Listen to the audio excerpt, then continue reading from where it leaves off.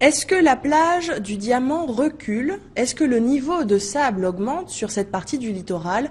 Depuis hier, la plage diamantinoise est soumise à une campagne de mesure des mouvements de la mer et du sable réalisée par une équipe de chercheurs. Son but, mieux aménager l'espace et lutter contre l'érosion. Les évaluations ont débuté hier et doivent se poursuivre jusqu'au 3 décembre prochain. Guy Raphaël René. La dynamique des plages est au centre des études menées par l'IRD, l'Institut de recherche pour le développement.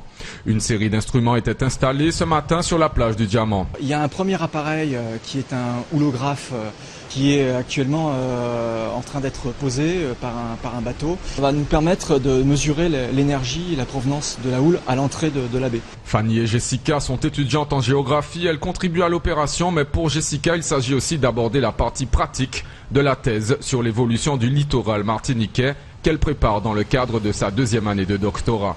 Pour obtenir des données très fines, d'autres appareils comme celui qu'elle manipule viennent renforcer le dispositif. C'est un GPS différentiel en fait, et connecté à des satellites, et nous on fait des allers-retours sur la plage pour avoir une topographie vraiment précise de la partie qu'on a décidé de mesurer pendant l'étude en fait. Sur l'écran en fait on peut voir tous les points qu'on a déjà pris depuis ce matin, on a commencé à 8h30.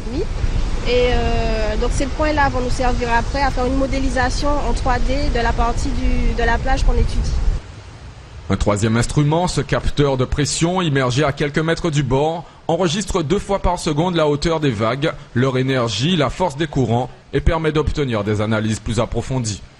Couplé à la topographie, ça va nous servir à savoir comment bouge la plage, le sable de la plage par rapport aux vagues. Pouvoir quantifier aussi, c'est ça, c'est très important, quantifier les mouvements de sable par rapport aux houles normales et aussi aux houles cycloniques. L'objectif global de cette campagne d'instrumentation, c'est l'enregistrement de l'énergie des houles arrivant dans les baies pour mieux comprendre l'évolution des plages. Ce type de mesure permettra ensuite aux décideurs, aux gestionnaires du littoral de mieux comprendre l'évolution de leur littoral pour mieux anticiper les évolutions à venir dans le cadre du changement global et de l'augmentation annoncée des événements de forte intensité comme les cyclones par exemple. Aujourd'hui, les estimations indiquent que 90% des plages martiniquaises sont sous l'effet de l'érosion, un phénomène lié à l'absence de sédimentation et à l'impact des houles cycloniques.